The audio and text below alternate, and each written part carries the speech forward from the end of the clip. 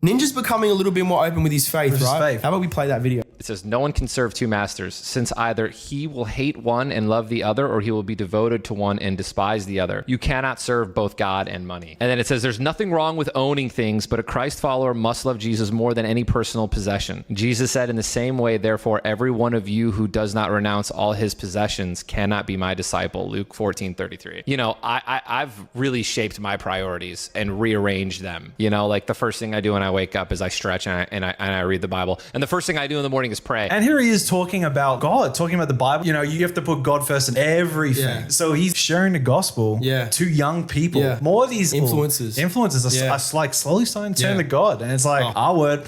Oh, Might be a revival. It might be a revival. Let's just throw it out there.